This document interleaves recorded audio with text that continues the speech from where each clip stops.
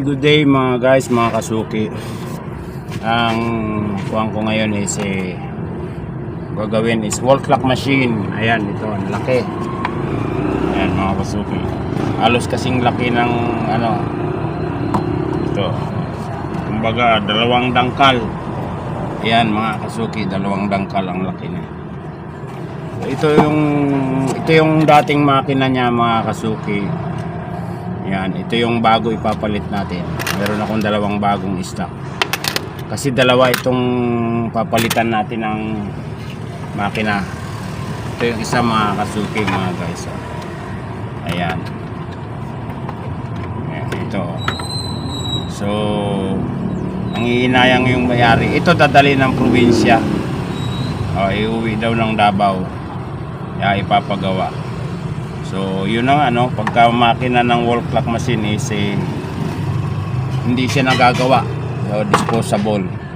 Yan, kagaya nito mga kasuki. Makikita nyo yan Ayan, kinalawang na. Yan, ang cost niyan is stackan ng battery na ganito. Ito, AA ang battery niya. Na-stack yung battery, tapos nag-leak ang battery. So, ganyan ang nangyari. So wala na yung terminal niya, sira na.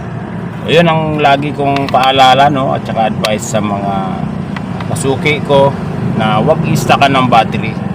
Kahit anong klaseng di battery, wall clock machine, ayan, mga wristwatch, ganyan. Kasi pag nag-leak ang battery, wala na, sira ng makina. So ito yung ngayon yung unahin ko. Itong lalagyan ko. Ngayon ang kamay nito mga kasuki is malaki. Ayan. Ngayon ang pamalit natin na makina, ang kamay niya is maliit. Ayan, maliit. So ang sagwa naman kung lalagyan natin ng maliit. Papalitan natin ng maliit na makina na kamay. Ngayon ginagagawan ko ng premedyo kasi magkaiba ang sukat nitong butas nitong kuwan niya, nung kinakabitan ng kamay. Yung butas ng kamay. So ito yung halimbawa, ito yung dating kamay, so kailangan ito pa rin ang gamitin natin. Hindi siya magkakasya mga kasuki. Maliit ang butas nito para pumasok dito. So, yung dating kamay, yung kamay niya na bago, yun ang fit para dito sa bagong makina.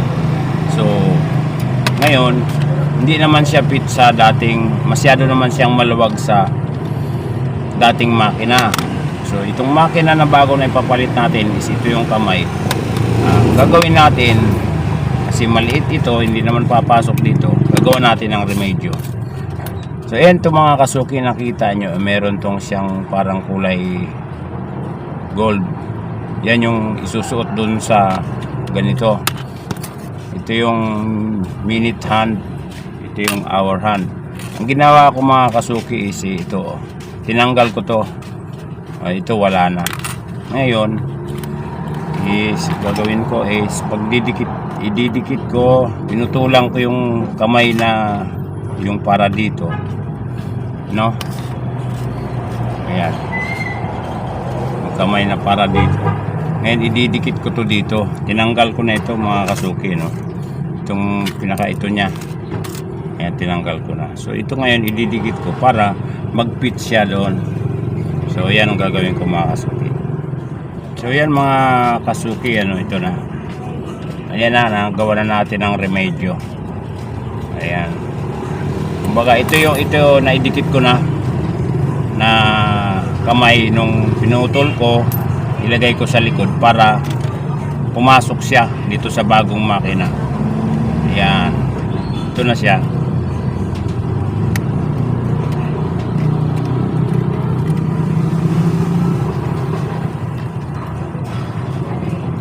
Yan na yan mga kasuki, diba?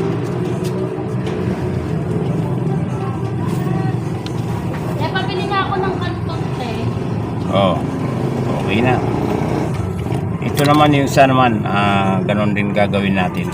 So, tanggalin natin ito. Ito nasa gitna na ito. Ito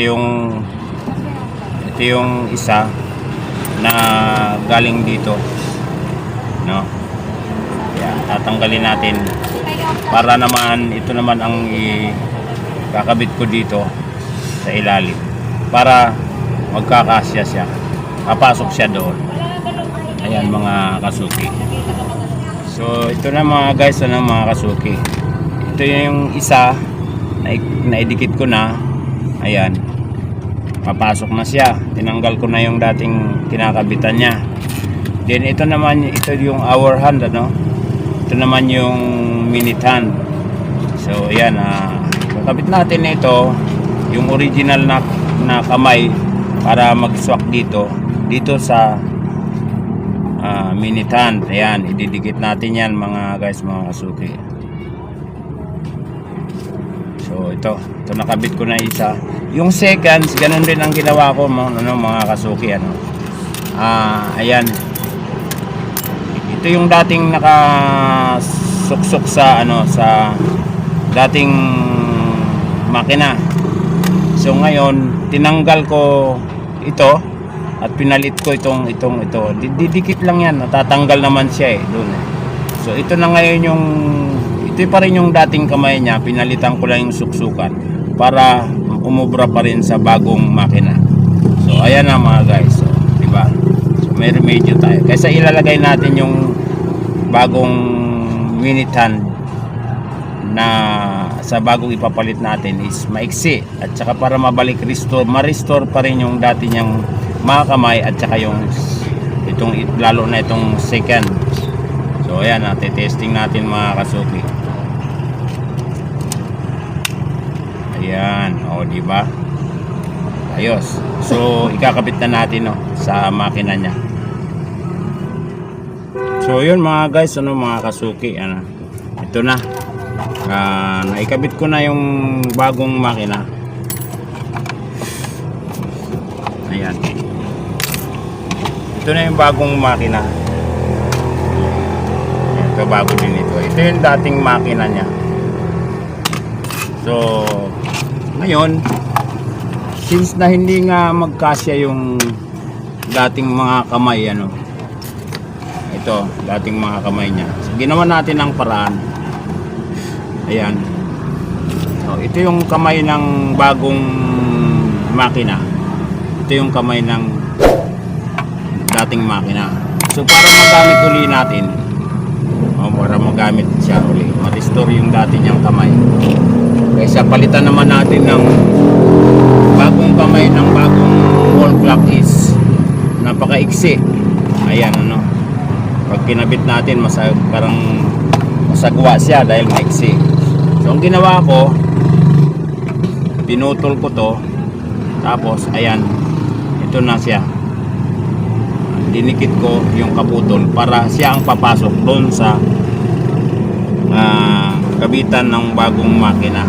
Ayan, so yan ang ginawa natin. Tinanggal ko yung parang dati niyang sinusuotan, ito. Ayan mga kasuki.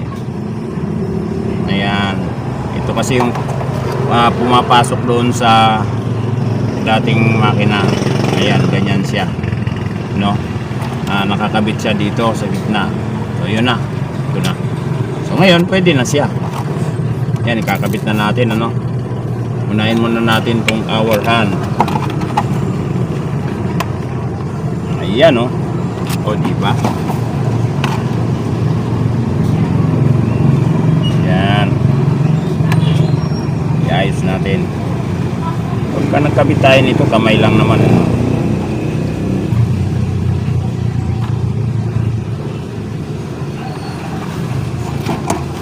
tapos ang minute hand.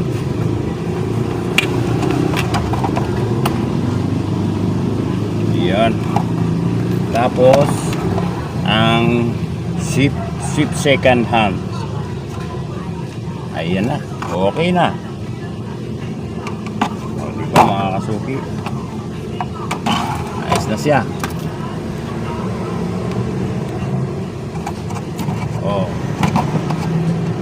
Nagamit ulit natin yung dating kamay niya, na-restore natin. Diba? Ayos. Yan na. Ito na yung dating makina. Bagong makina na yung nakakabit. Ayan. Na-remedyohan natin. Ganun lang diskarte lang, diskarte. Para makabit ulit natin yung bagong, dating kamay. Ito kasi yung bagong kamay ng bagong bagong makina Ayan. So maliit. Naibalik natin yung dating kamay niya. So yun, babalik na natin ito. Tapos ito naman ang susunod nating gagawin. Itong isa. Ayan mga guys, mga kaso. Ito naman, sakto lang ito. Yung pwede natin magamit yung dating kamay niya. Sakto lang yan. Ayan. Pero kung hindi man, pwede rin natin i-remedyohan din natin yan. Ayan mga guys, mga kasuki. Habang ginagawa ko yung wall clock machine Ang mo nag-grill pala to. May customer tayong lumapit. Ayan, timbangan. So papalitan natin, check natin yung battery niya kung okay pa ito. Wala na nga. Palitan natin ng bago. YouTube yan, bro. Subscribe mo. Kunin mo nga yung ko para ma-subscribe mo ko.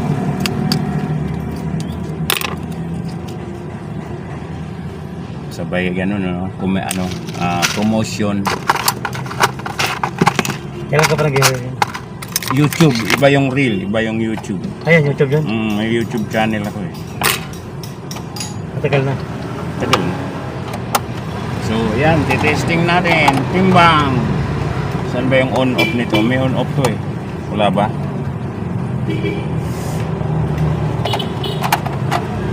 Yan, testing natin mga kasuki.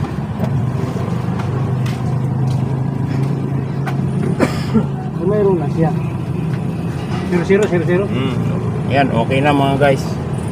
So yun mga guys, mga kasuki, dito na ako sa pangalawang relo. Okay na yung isa, yung malaki. Then ito na yung dating makina niya. Ayan, ito nga, yun ang problema nga ito yung terminal niya is ayan, kinalawang.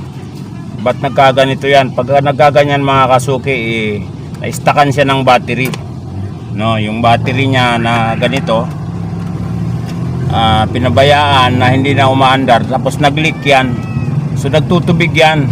So yan, ito ang nangyari dyan dito. Nagtubig siya, kinalawang. So nasira yung terminal niya.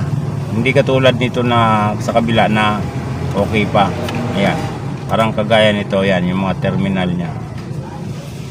So, pag ganun talaga nangyayari, pagka napabayaan na, naka-stack yung battery, wala nang laman. Ayan, kakalawangin yan. So, kakainin siya ng tubig-tubig ng battery. So, madadamay na pati yung loob ng makina. So, yun lagi, ang kuhan ko sa inyo, Huwag gayaan na naka-stack ang battery. Pagka wala nang laman, hindi na umaandar, check ninyo, pa-tester nyo kung okay pa, palitan ng bago para mapakinabangan pa. So ito na yung bagong makina niya. Ayan, nakakabit na natin mga kasuki, at pinunasan na rin natin ng alikabokya. Yung kamay nito mga kasuki na dati, fit pa rin siya sa bagong makina na ni-replace natin. Ito kasi yung dumaan, fit pa rin siya. So hindi na tayo nag-remedyo ng kamay, binalik na lang natin yung dati. So yan, assemble na natin to, Ang dami lang siyang screw. Ilan yung screw niya? Bali 8. Ayan, kakabit na natin. Palagay na natin ang likod na casing sa likod. Ayan. Ito, ang dami niyang lalagyan na screw mga kasuki. 1, 2, 3, 4, 5, 6, 7, 8. Tapos meron din dito. So yan, babalik na natin isa-isa. So yun mga guys, mga kasuki, okay na. Ayan, dalawang wall clock machine na isang maliit na parang sa Seaman. Ayan, galing. Ito yung parang pinaka sa barko, ito yung parang pinaka manibela niya. Ayan. So ito na yung dating makina, pinalitan natin. Bago na yung makina. Ayan, at dating kamay pa rin ang nagamit natin, hindi natin na niremedyohan. So okay na ito. At saka itong malaki. Ayan mga kasuki. Ayan, ito. Itong relo na pang parang kalaki-laki. Ayan. So hindi siya umaandar kasi walang battery. Isa lang yung spare, yung battery ko. So yung battery nandito kanina, yung battery na nandito nakalagay sa dito. So okay na rin ito at bago na rin yung makina niya, pareho dalawa. Tapos ang kamay niya is na i-restore natin o naibalik natin yung dating kamay. Na-remedyohan natin kasi yung lumang yung kamay talaga na ng bago is maiksi at saka maliit. So na-restore natin, naikabit natin uli yung dating kamay na na-remedyohan natin. So yan, dalawang wall clock machine ready for pick up ng mga customer. Yan. So ganun lang mga kasuki, no? Yan